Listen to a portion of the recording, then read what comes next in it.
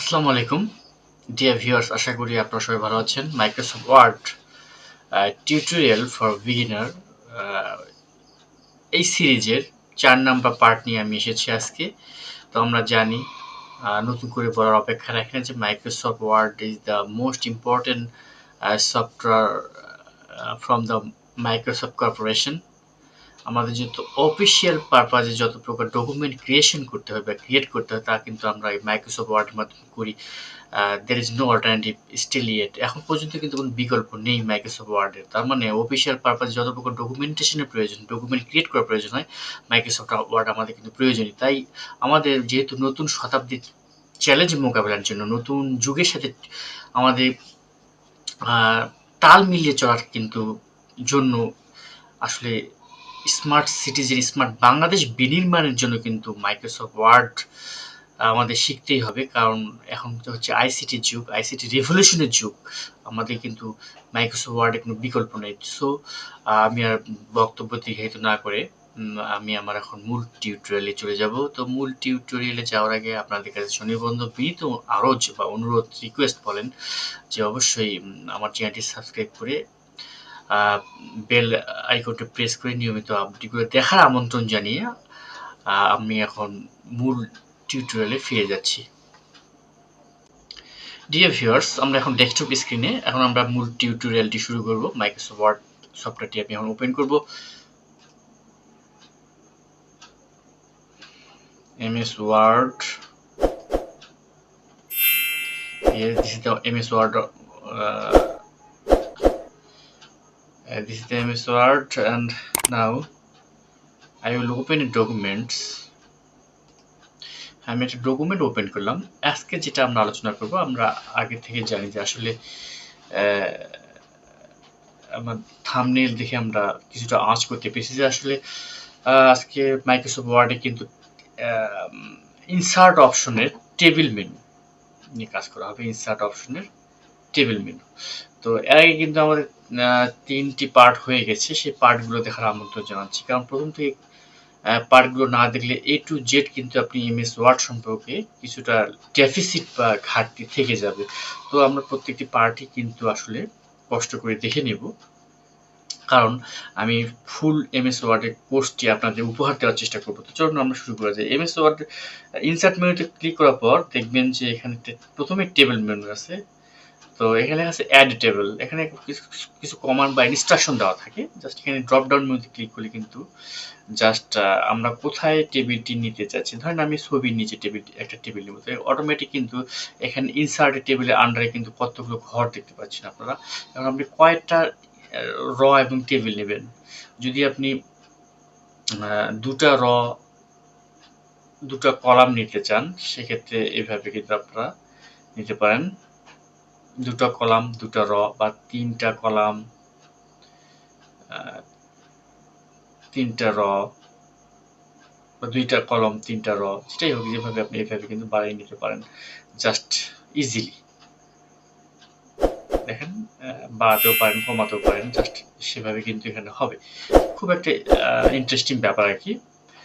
আপনি কিন্তু আবার কমান্ডের মাধ্যমে করতে পারেন। কিভাবে সেটা, ইনসার্টেড টেবিল, এখানে দেখবেন যে আপনি কলাম চাচ্ছেন কয়টা আর নাম্বার অফ রো চাচ্ছেন কয়টা। এখানে বাই ডিফল্ট 5টা বা 2টা আছে, 5টা এবং 2টা আছে। আপনি যদি ওকে তে ক্লিক করেন 5টা এবং 2টা হয়ে যাবে। দেখেন 2টা কলাম হয়েছে, 5টা রো হয়েছে। 1 2 3 4 5, 5টা কলাম 2টা রো হয়েছে আর কি। তো আমরা যদি কন্ট্রোল জেড করে আন্ডু করি, তাহলে আমরা কি করলাম, আমরা এখানে কোথায় ছিলাম, আমরা ছিলাম হচ্ছে যে ইনসার্ট টেবিলে। ইনসার্ট টেবিলে কিন্তু আপনার দেখাবে যে কলাম 5টা যদি আপনারা চাচ্ছেন, যদি 5টা কলাম 2টা র যদি চাচ্ছেন, সেক্ষেত্রে কিন্তু আমরা 4টা করলাম, যদি 4 করি, 4টা কলাম 2টা র, তাহলে কিভাবে হবে দেখেন, 1 2 3 4টা কলাম আর 2টা র। এইভাবে কিন্তু ইজিলি করা যায়।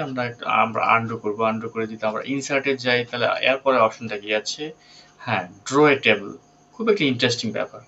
আপনি টেবিল ড্র করতে পারবেন। কিভাবে, আমি জাস্ট ড্র করে দেখাচ্ছি।